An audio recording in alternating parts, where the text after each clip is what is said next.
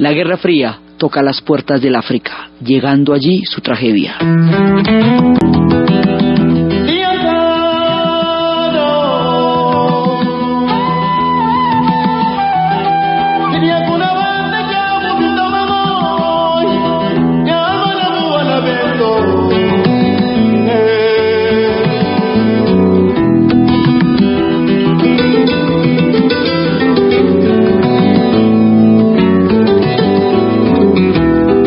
La vez pasada, el África estaba entrando en el proceso de descolonización, y este proceso de descolonización africano va a tener una serie de ingredientes que van a ser muy difíciles sus circunstancias. El primero es el problema de la secesión.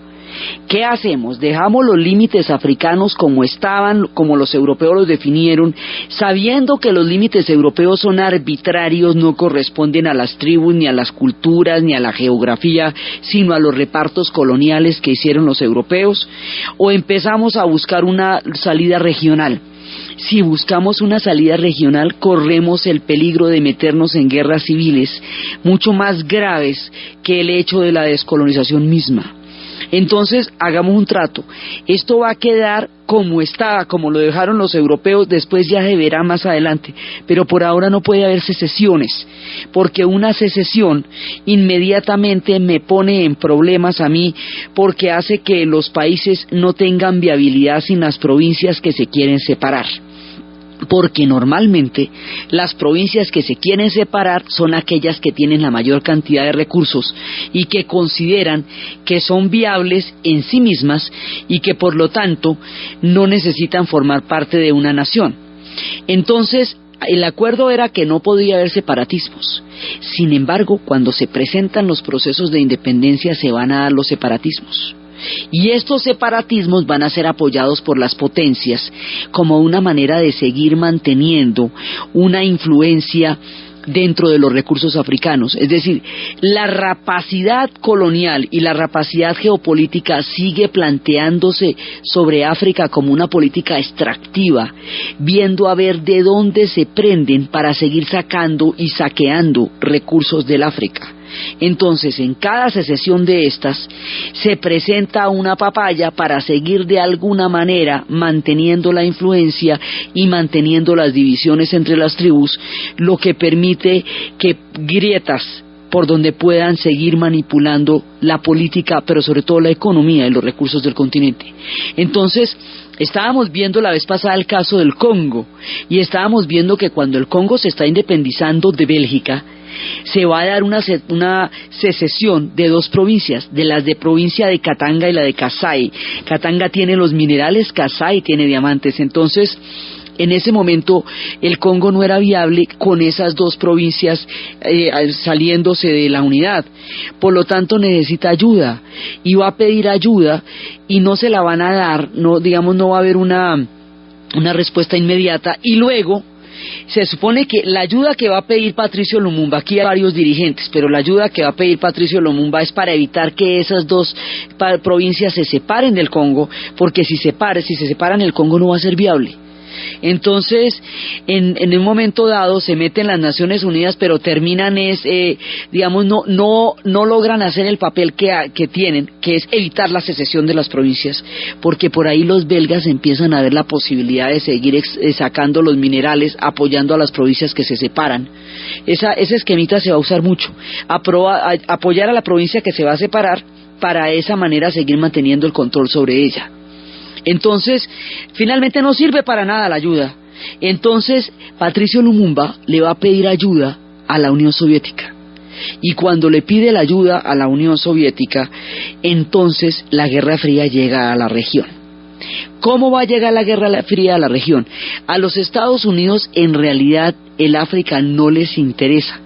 No es su territorio, no es su escenario. Para ellos, para esa gracia, es muchísimo más importante América Latina, porque eso para ellos es rancho, eso sí es cerquitica, y ya cuando estemos en América Latina veremos las implicaciones que tiene el que eso sea su parte del reparto en Yalta y en Potsdam. Pero el África no, entre otras cosas porque la gente de la que se está descolonizando África son los aliados de los Estados Unidos en la Segunda Guerra Mundial y en la ONU y en la OTAN. O sea, son los compadres. África se está descolonizando de los meros compadres de los Estados Unidos, que es Francia, que es Inglaterra, fundamentalmente. Y bueno, lo suyo era Portugal, pero el caso de Portugal es un poco diferente. Entonces, resulta que Estados Unidos no tiene mayor interés, pero la Unión Soviética sí. La Unión Soviética sí tiene interés en meterse acá, porque la Guerra Fría es entre los Estados Unidos y la Unión Soviética, de acuerdo. Esa es la bipolaridad que hemos visto en todas partes del planeta, desde el momento en que estalla en Europa Oriental hasta el momento en que se extiende al Asia por la vía de la Revolución China, ahora que va llegando al África, en todos lados. Pero también al interior del bloque comunista hay una división que a nosotros nos resulta muy tangencial y muy lejana, pero que a los países africanos y a los países del sudeste asiático sí se les vuelve un tema central, y es la disputa chino-soviética. Es decir, los chinos y los soviéticos, siendo ambos comunistas, van a tener un tropel enorme porque tienen una frontera grandísima, y por una disputa fronteriza en tiempos de la ideología, cada uno se inventa un cuento. El cuento es para tapar la finca, o sea, son problemas personales, que es la disputa de la frontera, pero cada uno echa un rollo para tratar de buscar la influencia de los países que se están descolonizando hacia su región. Entonces los chinos dicen que hay tres mundos, que es ahí el primer mundo, la famosa teoría de los tres mundos. El primer mundo, que son los Estados Unidos y la Unión Soviética, el segundo mundo, que es Europa, y el tercer mundo, que son todos los países que están en el límite, digamos, que no han conseguido un desarrollo económico que los haga capaces de ser medianamente autónomos en sus procesos de nacionalidad y de país. Entonces, dentro de esos, la China se considera como la líder del tercer mundo. La China se considera como la nueva revolución, y consideran que los soviéticos son social imperialistas y que son un tigre de papel, que los Estados Unidos son un tigre de papel porque está en decadencia, y que la Unión Soviética es el verdadero enemigo. La historia le daría toda la contraria, porque los Estados Unidos se mantendría, la Unión Soviética así va a caer, pero bueno, vete tú a saber cómo son las cosas, la historia es muy sorpresiva. El asunto es que China y la Unión Soviética, por su lado, también tienen su propio reparto, y por este otro reparto que tienen privadamente dentro del bloque comunista es que a la Unión Soviética sí le interesa el África. Entonces la Unión Soviética va a ir metiendo mano en un montón de lugares, y a medida que vaya metiendo mano va creando hogueras y va creando incendios en el África, que ya tenía bastante con todos sus problemas. Entonces aquí hay otro ingrediente. La disputa chino-soviética va a tener una influencia en que el África sea de un interés fundamental para los soviéticos, por un lado. Por el otro lado, el desinterés de Estados Unidos también se va a traducir en que no haya una cantidad de ayuda que en un momento dado se pidió, y eso hace que todo el mundo que se tiendan a ir hacia la Unión Soviética. No hubo ayuda para planes de desarrollo, por eso cuando Nasser pidió la ayuda para Suez, Estados Unidos se la negó, la Unión Soviética sí se la va a dar. Más adelante, cuando llegue Kennedy sí tratará de invertir, porque se va a dar cuenta que es un error no darle viabilidad de desarrollo al África. Pero ahí hay otro problema, la disputa chino-soviética. Entonces se van juntando una serie de problemas. Por el otro lado, estos países acaban de descolonizarse, y al descolonizarse tienen que entrar a formarse como estados nacionales, tienen que crear instituciones, tienen que crear parlamentos, gobiernos, sistemas administrativos, sistemas educativos, tienen que inventarse un país después de 300 años de esclavitud y de 100 y pico de años de colonialismo, es decir, de no tener ninguna autonomía para trazar los límites de su propia historia. La tienen que trazar de una, cuando los blancos dejaron todo puesto de la manera como los blancos son, y entonces no les dijeron a estos cómo se manejaban esos países. Es como si a usted, si los papás se fueran de la casa y usted le dejan toda la casa pero con llave y no le dejan las llaves. Entonces pues usted sí está en la casa, pero le toca o tumbar todas las puertas y hacerlas de otra manera, o mirar a ver dónde están las llaves, pero eso tomó un tiempo, porque todo el diseño fue europeo y se fueron. Entonces ahí hay un bache, digamos, mientras se forma todo un movimiento dirigente, no solo a nivel de la lucha, no solo a nivel de la descolonización, sino al nivel del gobierno y de la formación del Estado. O sea un pueblo totalmente excluido de toda forma de autonomía y de educación, en un momento dado tiene que pasar sin ningún tipo de proceso a integrar nuevos estados. Ahí hay dificultades administrativas, políticas, que no tienen que ver con la cultura, sino con el colonialismo y con la estructura que el colonialismo le dio a las sociedades europeas. Ese es otro problema que se presenta. Entonces, hay dificultades. Cuando empiezan a pedir créditos para el desarrollo, los créditos no llegan, a nadie le interesa invertir en África, pero en cambio sí les interesa darles armas, sí les interesa armarlos. Entonces, aquí nos vamos a enfrentar con otro problema, y es que en África lo que existe, las unidades, digamos, nacionales están determinadas por las tribus. El concepto de país, de Estado nacional, es un concepto europeo que es importante en la geografía europea por lo densamente poblada y por lo pequeña que es y por lo urbana que es. Pero en el África, donde hay tantos desiertos, tantas selvas y tan inimaginables distancias, los límites de los países no quieren decir nada. Entonces los estados nacionales quedan conteniendo por dentro pueblos que no tienen nada que ver con los unos con los otros, que era un problema que venía del colonialismo, por un lado, y por el otro lado, una tribu es una nación, es una cosmovisión, es un mundo, es una religión, es todo, una tribu es todo. Entonces, si hay países como Zambia que tienen 72 tribus, pues lo que quiere decir es que hay 72 países en el país de Zambia, porque cada una de ellas es un universo milenario que perteneció a reinos muy antiguos. Desde ese punto de vista, la ideología para estas tribus es totalmente foránea. Es tan extraña la ideología de los blancos en términos de lo que sea, en términos políticos, en términos de instituciones, como en términos de comunismo. Para ellos el comunismo o el capitalismo no significa nada en términos de cohesión histórica. Es otra de los inventos blancos que les va a llegar allá. Ellos tienen propiedades comunitarias de la tierra o tienen propiedades privadas de la tierra, pero por su acervo milenario, no porque el comunismo diga una cosa o la otra. Entonces las ideologías van a jugar ahí un papel hechizo, postizo, porque el África no tiene esas ideologías dentro de su formación de Estado nacional, por un lado. Por el otro lado, esas ideologías los van a llenar de armas. Y el problema de las armas, los van a llenar de armas, no de comida, no de empréstitos, no de desarrollo, no de planes, no de hidroeléctricas, sino de armas. Es decir, para que se maten, pero no para que se desarrollen. ¿Por qué? Porque las peleas tribales que durante siglos se habían presentado en el continente africano, cuando eran un problema de guerreros, cuando eran un problema de honor, y cuando se dirimían con lanzas y con flechas, tenían toda una ritualidad que les daba un sentido cósmico, que era la manera como estos pueblos se relacionaban los unos con los otros. Pero cuando llegan las armas automáticas, cuando llegan los rifles, cuando llegan los Kalashnikov, que son los que más han matado gente en el mundo, ahí el inventor está enterrado en Moscú, cuando llegan todo el armamento que todo el mundo va a aprovechar África se vuelve un mercado para las armas. Y el mercado para las armas es el más inmoral de todos, porque ese sí es el verdadero vampiro, literalmente vive de la sangre de los pueblos.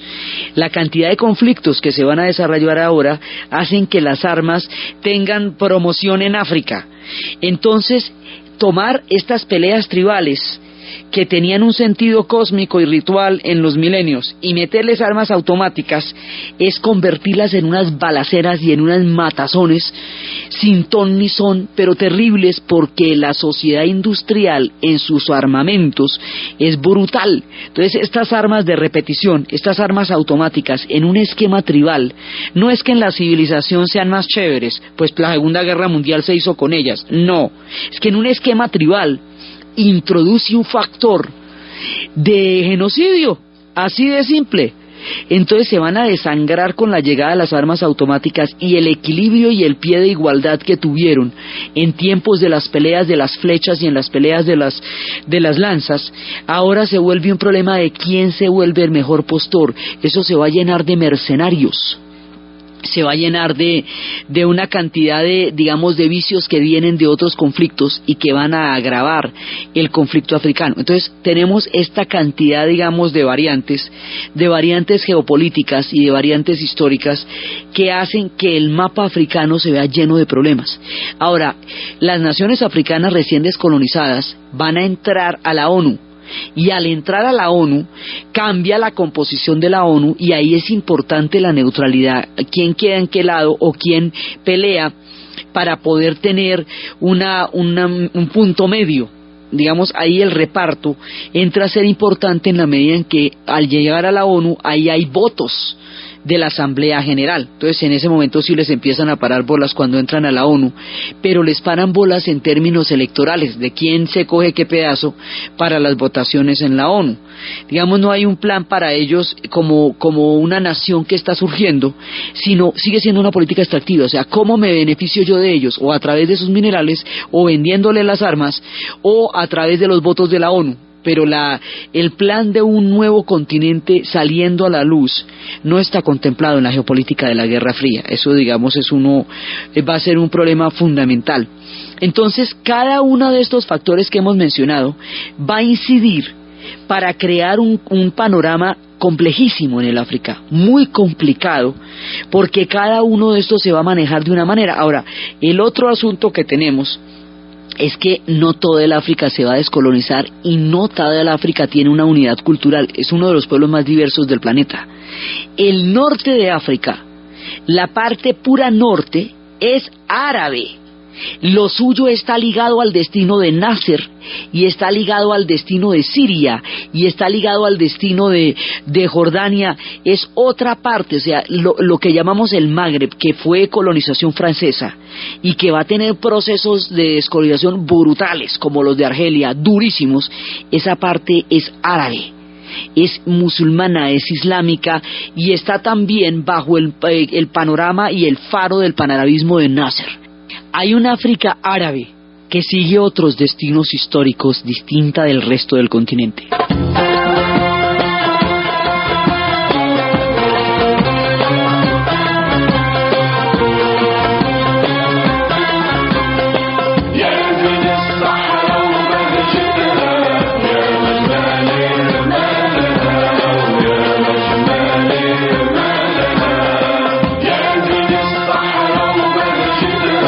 Esa es toda el África del Sahara, la que está en la pura costa del mar Mediterráneo y que cubre hasta el Sahara.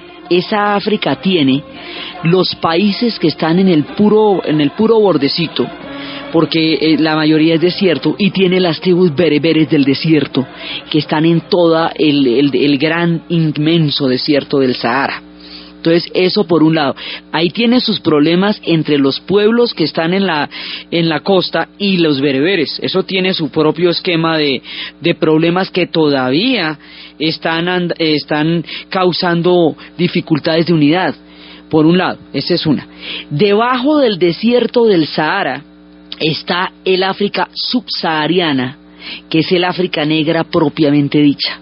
Esa África, lo que llamamos, ahí empieza una franja de las más pobres de la tierra que se llama el Sahel, que junto con el nordeste brasilero son las regiones más golpeadas por las sequías, y es donde eventualmente hay problemas crónicos de hambrunas por la esterilidad del suelo.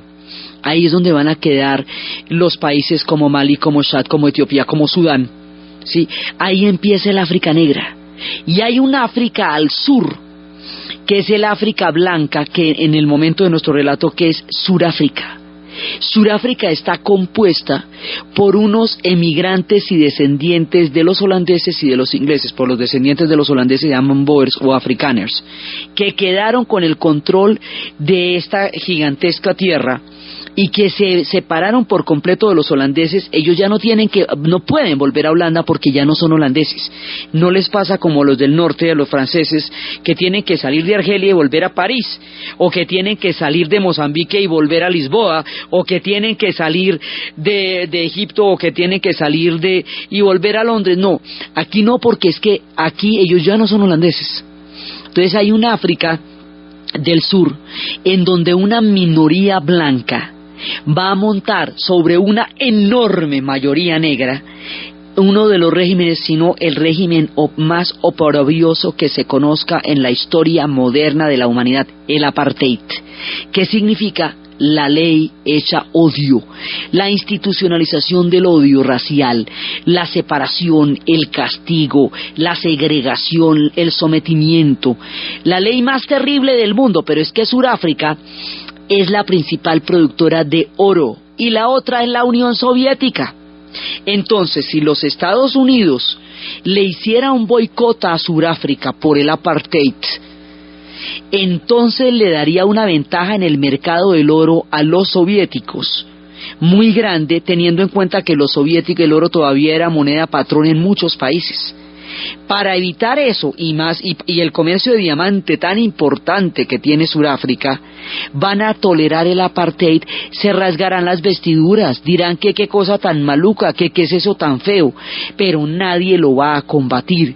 Por eso el apartheid va a caer solamente cuando termine la Guerra Fría, porque ahí se acaba esta relación entre el oro surafricano y el oro de la Unión Soviética. Solo cuando caiga la Unión Soviética es que se van a dar las condiciones para que el régimen para tumbar el régimen, para sacar a Mandela de la cárcel, para mandar a las elecciones africanas. Mientras tanto, desde 1948 hasta 1992 se toleró el régimen más horrible, más inmoral y más aterrador que se haya conocido, el apartheid.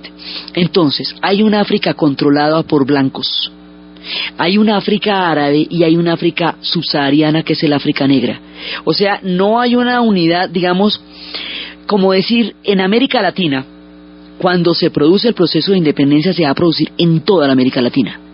Y la América Latina, con todos los problemas que de todas maneras tiene una unidad lingüística, una unidad cultural relativamente posible, que hace que haya un poco acuerdos entre esos países de una u otra manera, pero el grado de independencia llegó a todo el mundo a la vez, aunque sean distintos años.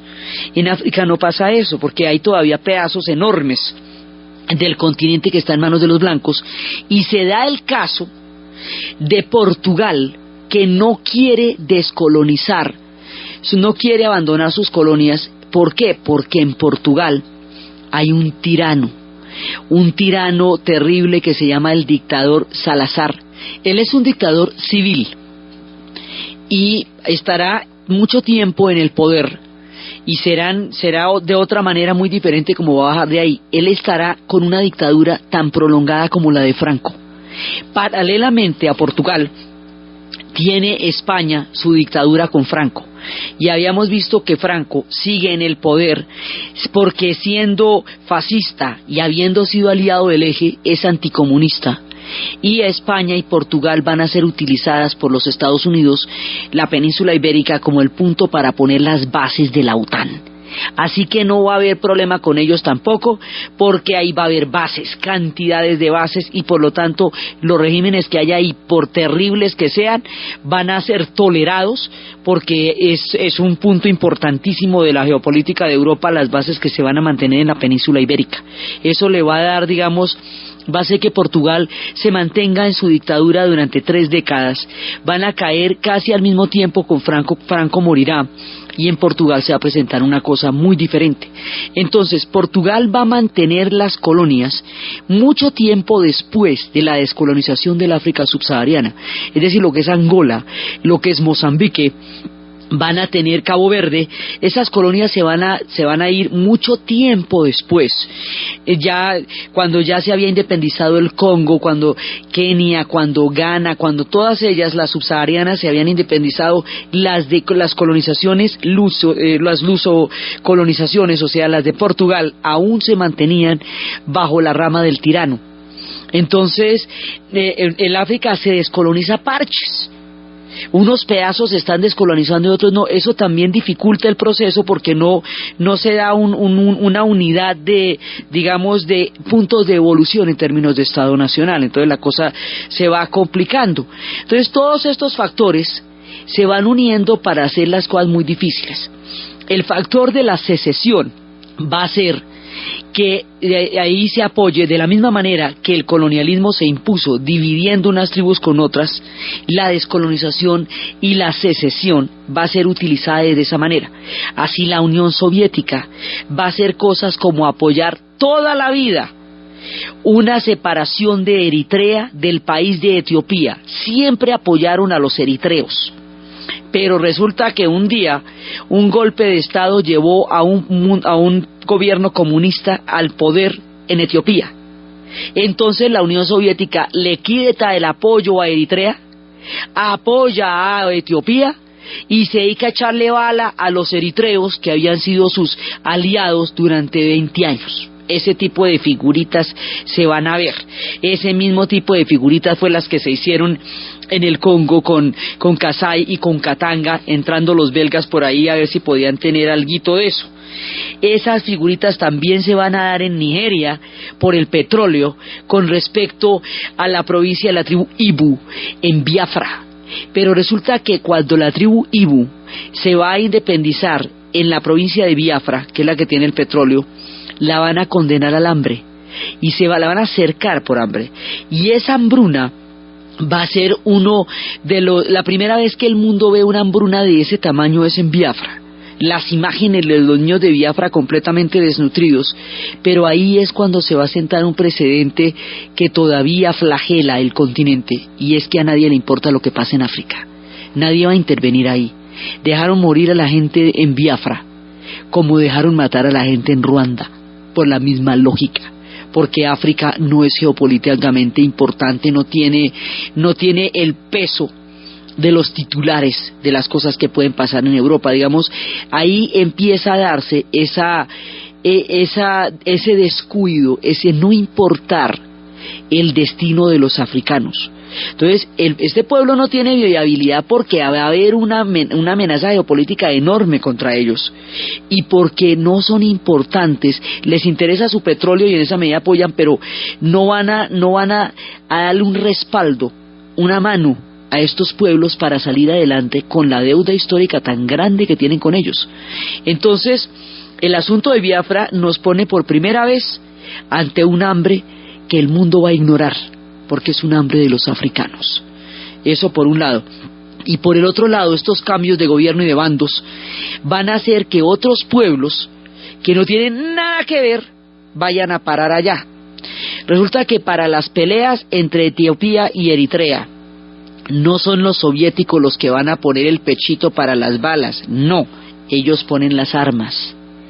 El pechito para las balas los van a poner ni más ni menos que los cubanos, ¿cómo le parece? Sin comerlo ni beberlo, porque es que estos sí no tienen que ver nada en el asunto. Entonces hay una pelea en lo que es en Etiopía, entre Eritrea y Etiopía, y hay otra pelea en Angola, que es un país de colonización portuguesa, porque dicen, miren, no, Estados Unidos no se puede meter directamente en Angola, pero sí hagamos una cosa, que Sudáfrica, el régimen del apartheid, se vaya metiendo lentamente en Angola, y de esa manera evite que la Unión Soviética esté controlando Angola. Entonces es una manera encubierta de manejar la Guerra Fría, y es que la Unión Soviética se está metiendo a apoyar una parte de Angola, pero Sudáfrica está apoyando la otra. Indirectamente Estados Unidos apoya, pero el que está dando la cara es Sudáfrica. Esto en términos normales son tribus de un lado y tribus del otro.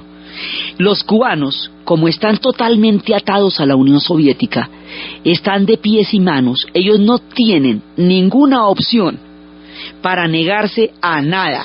Están amarrados por la Guerra Fría a toda la suerte de la Unión Soviética.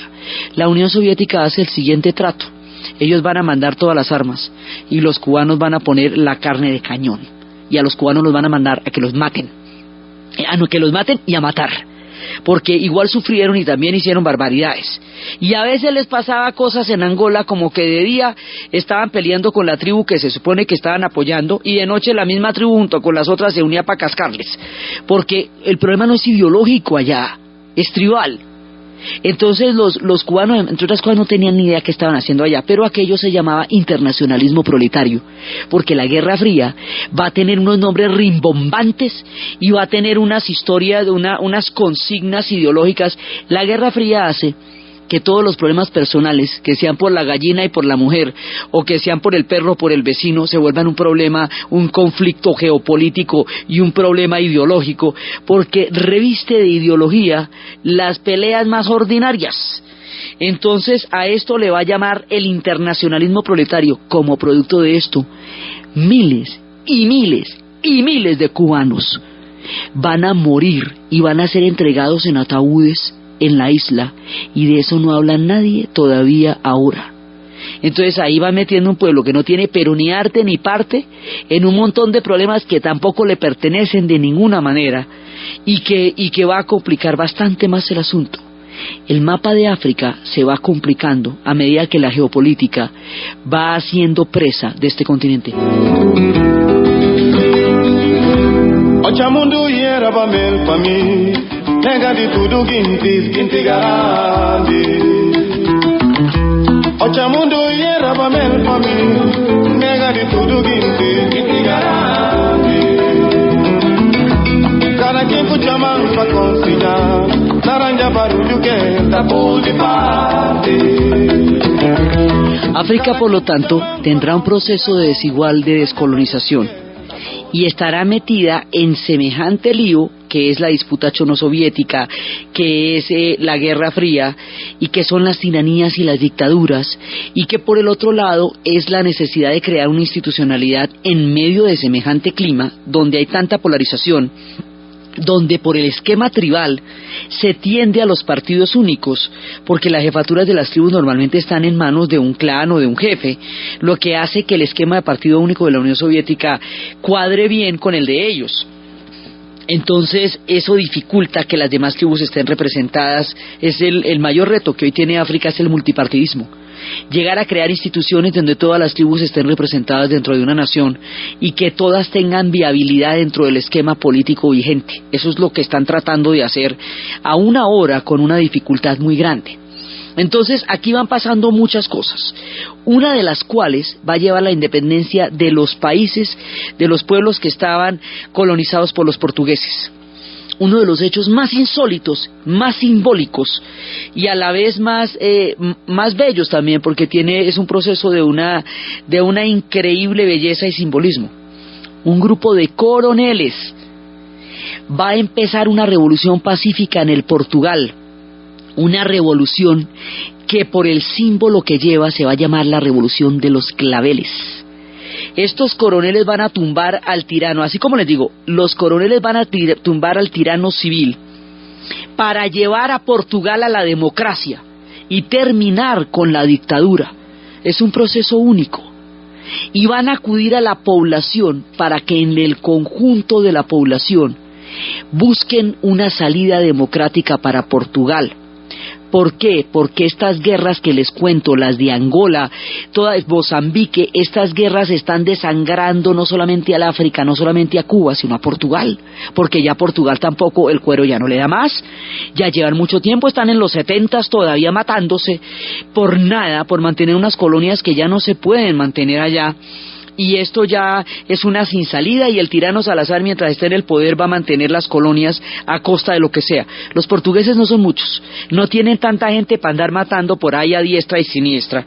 Entonces hay un momento que se pone de acuerdo la sociedad portuguesa, liderada por los coroneles, pero la sociedad portuguesa, para decir, bueno, no más, sacamos a este señor del poder y sacamos y nos vamos del África, porque aquí no hay futuro para nadie, ni para ellos ni para nosotros. Esto se va a dar a través de una consigna. En la radio van a cantar una canción que se llama Grándula Vila Morena, y cuando suene Grándula Vila Morena, toda la gente que apoye la revolución de los claveles saldrá a las calles con un clavel en la solapa. Y salieron millones de personas en Lisboa y en Oporto y en las calles de las ciudades de Portugal, apoyando a los coroneles, y los claveles llevaron a Portugal a la democracia. Así, eso fue un proceso así de hermoso y así de simbólico y así de consciente, porque es un proceso de una conciencia política poderosa, de un pueblo que decide asumir en sus manos un destino y lo logra pacíficamente. Y eso es lo que va a llevar a la descolonización de las colonias portuguesas. Pero mientras tanto los cubanos habían puesto lo suyo, mientras tanto los angoleños habían puesto lo suyo, y los portugueses, los surafricanos que estaban ahí metidos, bueno, eso estaba todo el mundo, y los soviéticos, venda las armas, mijito, venda las armas. Todo el mundo vendió armas y mercenarios y Bugui el aceitoso y todos los matones y los malos hacían su agosto con la tragedia africana. Cuando se van a ir de Mozambique, la consigna es 24 horas, 24 kilos. Pasado mañana no hay un solo portugués en Mozambique, pero no se nos van a llevar todo el país en las maletas, ni vayan a creer. 24 horas, 24 kilos. Pasado mañana se va todo el mundo y en las maletas se llevan lo que son 24 kilos por persona. Y chao el amigo, los que se fueron. Y Mozambique se va a independizar. Entonces, así empieza, digamos, ya el surgimiento de los pueblos que venían de la parte de Portugal, pero ya estamos en la década de los 70 y la descolonización había empezado en los 50 y en los 60, es decir, 20 y 30 años después de haber empezado los procesos del Congo y de haber empezado los procesos de Kenia y de Argelia, es que se van a independizar los países que vienen de Portugal, que vienen de la colonización de Portugal. Entonces África está en estadios desiguales de desarrollo histórico. Hay muchas dificultades para empréstitos. Ellos tenían una consigna que es: no me compre la cosecha barata y luego me da caridad. Y aquí se empieza a dar un espectro político que es muy delicado y que es importante revisar. El dar una imagen catastrófica de África, el mostrarla como un continente inviable, como si fuera un caso perdido, donde no vale la pena perder tiempo metiéndose en más asuntos tribales, es justificar por anticipado el destino de este pueblo. Es decir, ellos no pueden salir adelante, no vale la pena ni meterles plata, ni meterle gente, ni meterles desarrollo, ni meterles tecnología, ni nada de eso, porque no hay caso con ellos, ¿ve? O sea, es una manera de, primero, lavarse las manos del colonialismo, porque es el colonialismo el que la depredó de esa manera. Segundo, lavarse las manos de la Guerra Fría, porque fue la Guerra Fría la que volvió un polvorín y un campo minado al África. Tercero, lavarse las manos de la esclavitud, porque fue la política de saqueo de su gente la que en principio produjo semejante catástrofe. Hay una deuda histórica con África que nadie quiere reconocer, y la mejor manera de no reconocerla es decir que no hay caso con ellos, que ellos, mire, confíe cómo son de catastróficos y les caen enfermedades terribles como el SIDA, como el ébola, o les caen genocidios terribles como el de Ruanda. Mira tú cómo se agarran entre ellos. Es una manera de no reconocer los derechos políticos del pueblo africano y de seguir extrayendo de ellos sus riquezas a costa de sus miserias. La Guerra Fría no varió este esquema en absoluto, pero sí llevó todo el armamento y el tráfico mercenario a los conflictos africanos. En eso se tradujo. O sea, la ideología aquí no es tema, no se trata de esto. Como si iba a ser importante en otras regiones la ideología en África no es importante. Lo que es importante es el comercio de armas, porque el comercio de armas es el que va a hacer que se tomen los bandos de la Guerra Fría, y de esa manera se van nutriendo los conflictos que los africanos tenían entre sí y que habían sobrellevado en milenios dentro de un equilibrio histórico por las armas que utilizaban, por los esquemas tribales. Ahora, ellos no, digamos, cuando están empezando a resolver el tribalismo o están empezando a ver qué hacen con eso, estallan las guerras de secesión y a esto lo llenan de armas y a esto le ponen ideología y a esto le echan el cuento del internacionalismo proletario y le echan una cantidad de consignas ajenas. Mire, esto es tan ajeno al África como todas las demás cosas del hombre blanco. África está intentando ver qué puede tomar de su herencia colonial y qué puede tomar de su herencia africana. Al principio borran toda la herencia colonial, pero llevan tanto tiempo con los europeos que es muy difícil. Entonces luego intentan hacer una síntesis de las dos cosas. Por lo menos las lenguas de unidad sí las mantienen, porque eso, en donde hay tanta diversidad lingüística, por lo menos el tener una lengua que unifique es importante a nivel administrativo. África está resolviendo su historia en este momento todavía, pero lo que están resolviendo ahora siguen siendo secuelas de esa Guerra Fría.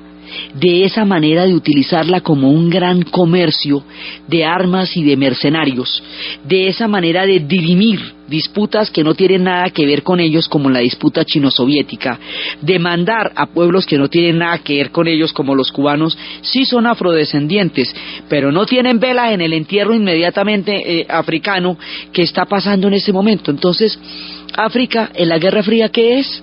Un campo minado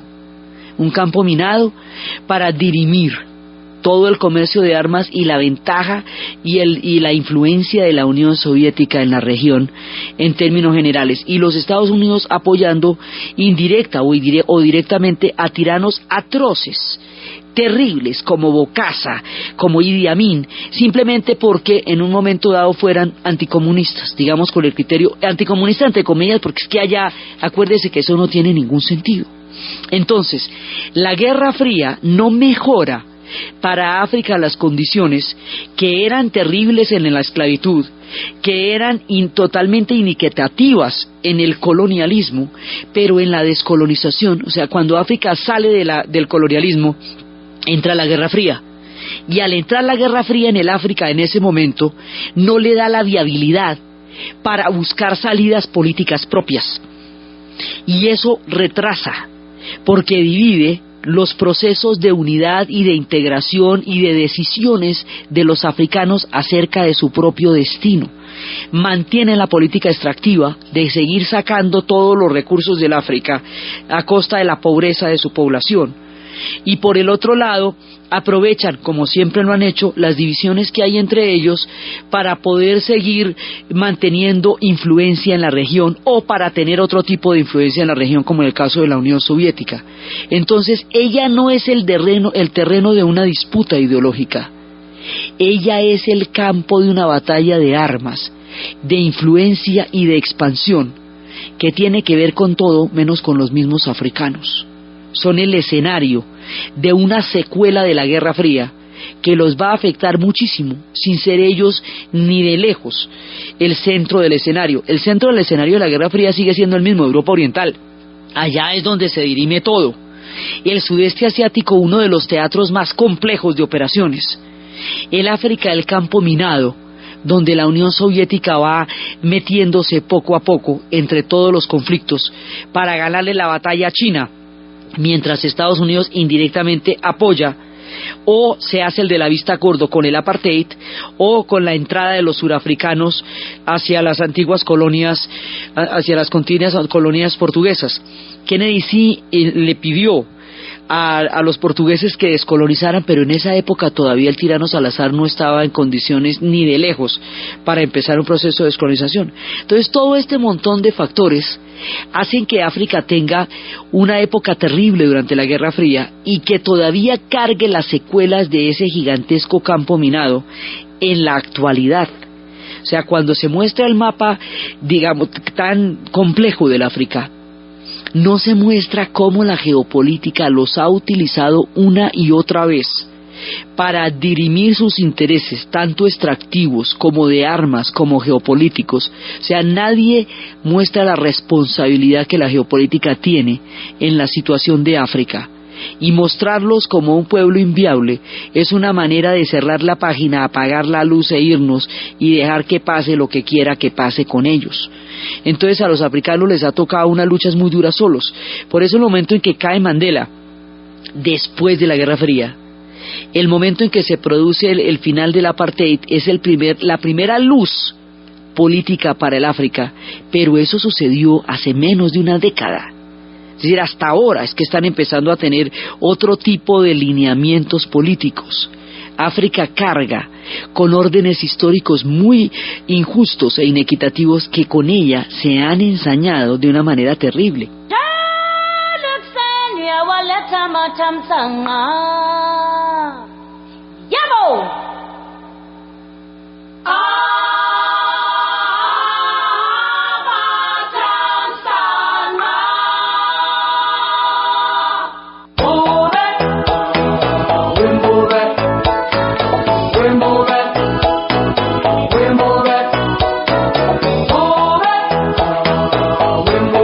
El destino de África aún está por definir. está por definir en tiempos de la deuda histórica, está por definir en términos de los estados. Los únicos que se han intentado buscarle una salida han sido intereses, intereses privados como los conciertos de rock de Live Aid y de Live Aid, que se han hecho para buscar una salida al hambre de África, pero los estados y los órdenes políticos se han desentendido por completo, y la manera como se desentenderían de lo de Ruanda será un crimen histórico para siempre. Está todavía por definir cuál es el rumbo que este continente le va a dar a su propia historia, y detrás de eso está la mano de toda la geopolítica que en el río revuelto de la redefinición histórica de África aprovechó todos sus conflictos para lucrarse de ellos.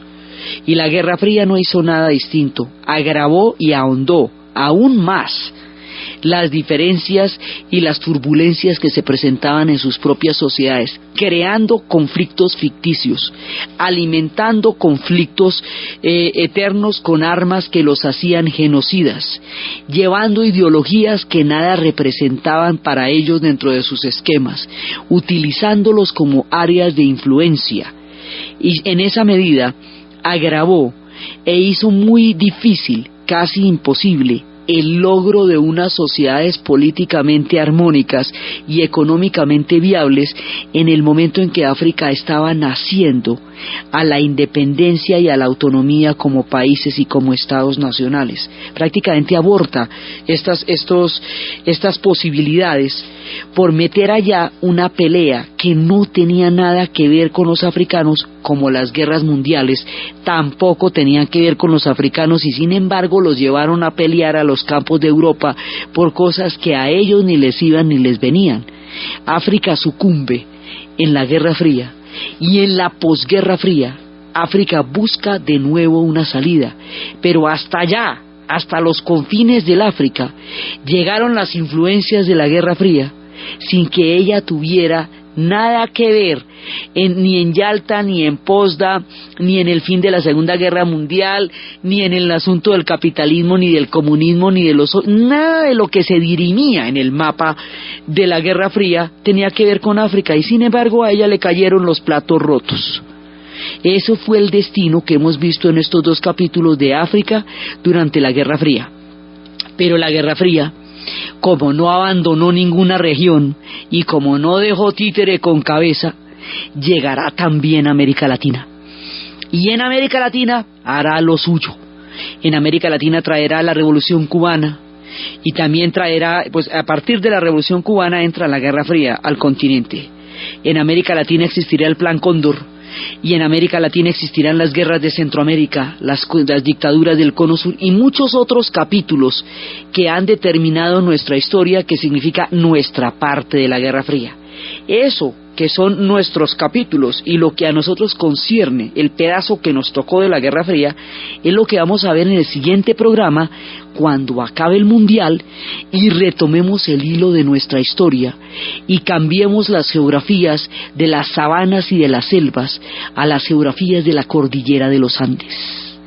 Entonces, desde los espacios terribles de un África que busca la independencia y la salida en la historia en el complicado panorama de la Guerra Fría, desde la utilización de sus recursos, desde la extracción de su pueblo, desde la utilización de sus conflictos para agravar la tragedia, y desde la manera como luego se desentendieron de los resultados de estas políticas, y desde la necesidad y la búsqueda de los africanos para encontrar un destino propio bajo el cielo, en la narración de Ana Uribe, en la producción Jessy Rodríguez, y para ustedes feliz domingo. Papel que tienen, que es evitar la secesión de las provincias, porque por ahí los belgas empiezan a ver la posibilidad de seguir sacando los minerales, apoyando a las provincias que se separan. Ese esquemita se va a usar mucho, apoyar a la provincia que se va a separar, para de esa manera seguir manteniendo el control sobre ella. Entonces, finalmente no sirve para nada la ayuda. Entonces, Patricio Lumumba le va a pedir ayuda a la Unión Soviética. Y cuando le pide la ayuda a la Unión Soviética, entonces la Guerra Fría llega a la región. ¿Cómo va a llegar la Guerra Fría a la región? A los Estados Unidos en realidad el África no les interesa, no es su territorio, no es su escenario. Para ellos, para esa gracia, es muchísimo más importante América Latina, porque eso para ellos es rancho, eso sí es cerquitica, y ya cuando estemos en América Latina veremos las implicaciones que tiene el que eso sea su parte del reparto en Yalta y en Potsdam. Pero el África no, entre otras cosas porque la gente de la que se está descolonizando África son los aliados de los Estados Unidos en la Segunda Guerra Mundial y en la ONU y en la OTAN. O sea, son los compadres. África se está descolonizando de los meros compadres de los Estados Unidos, que es Francia, que es Inglaterra, fundamentalmente. Y bueno, lo suyo era Portugal, pero el caso de Portugal es un poco diferente. Entonces, resulta que Estados Unidos no tiene mayor interés, pero la Unión Soviética sí. La Unión Soviética sí tiene interés en meterse acá, porque la Guerra Fría es entre los Estados Unidos y la Unión Soviética, de acuerdo. Esa es la bipolaridad que hemos visto en todas partes del planeta, desde el momento en que estalla en Europa Oriental hasta el momento en que se extiende al Asia por la vía de la Revolución China, ahora que va llegando al África, en todos lados. Pero también al interior del bloque comunista hay una división que a nosotros nos resulta muy tangencial y muy lejana, pero que a los países africanos y a los países del sudeste asiático sí se les vuelve un tema central, y es la disputa chino-soviética. Es decir, los chinos y los soviéticos, siendo ambos comunistas, van a tener un tropel enorme porque tienen una frontera grandísima, y por una disputa fronteriza en tiempos de la ideología cada uno se inventa un cuento. El cuento es para tapar la finca, o sea, entonces en cada secesión de estas se presenta una papaya para seguir de alguna manera manteniendo la influencia y manteniendo las divisiones entre las tribus, lo que permite que grietas por donde puedan seguir manipulando la política, pero sobre todo la economía y los recursos del continente. Entonces, estábamos viendo la vez pasada el caso del Congo, y estábamos viendo que cuando el Congo se está independizando de Bélgica, se va a dar una secesión de dos provincias, de las de provincia de Katanga y la de Kasai. Katanga tiene los minerales, Kasai tiene diamantes. Entonces, en ese momento el Congo no era viable con esas dos provincias saliéndose de la unidad. Por lo tanto necesita ayuda, y va a pedir ayuda y no se la van a dar, no va a haber una respuesta inmediata. Y luego se supone que la ayuda que va a pedir Patricio Lumumba, aquí hay varios dirigentes, pero la ayuda que va a pedir Patricio Lumumba es para evitar que esas dos provincias se separen del Congo, porque si se separan el Congo no va a ser viable. Entonces, en un momento dado se meten las Naciones Unidas, pero terminan no logran hacer el paso más graves que el hecho de la descolonización misma. Entonces, hagamos un trato. Esto va a quedar como está, como lo dejaron los europeos, después ya se verá más adelante, pero por ahora no puede haber secesiones, porque una secesión inmediatamente me pone en problemas a mí, porque hace que los países no tengan viabilidad sin las provincias que se quieren separar. Porque normalmente las provincias que se quieren separar son aquellas que tienen la mayor cantidad de recursos y que consideran que son viables en sí mismas y que por lo tanto no necesitan formar parte de una nación. Entonces, el acuerdo era que no podía haber separatismos. Sin embargo, cuando se presentan los procesos de independencia se van a dar los separatismos. Y estos separatismos van a ser apoyados por las potencias como una manera de seguir manteniendo una influencia dentro de los recursos africanos. Es decir, la rapacidad colonial y la rapacidad geopolítica sigue planteándose sobre África como una política extractiva, viendo a ver de dónde se prenden para seguir sacando y saqueando recursos del África. Entonces, la Guerra Fría toca las puertas del África, llegando allí su tragedia.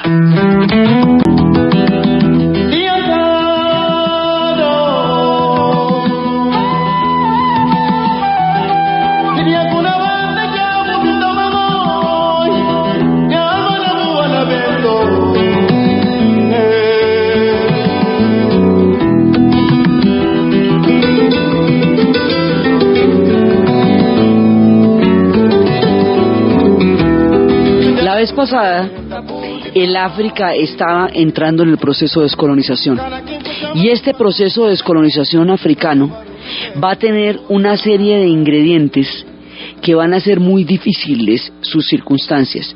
El primero es el problema de la secesión. ¿Qué hacemos? ¿Dejamos los límites africanos como estaban, como los europeos los definieron, sabiendo que los límites europeos son arbitrarios, no corresponden a las tribus, ni a las culturas, ni a la geografía, sino a los repartos coloniales que hicieron los europeos? ¿O empezamos a buscar una salida regional? Si buscamos una salida regional, corremos el peligro de meternos en guerras civiles mucho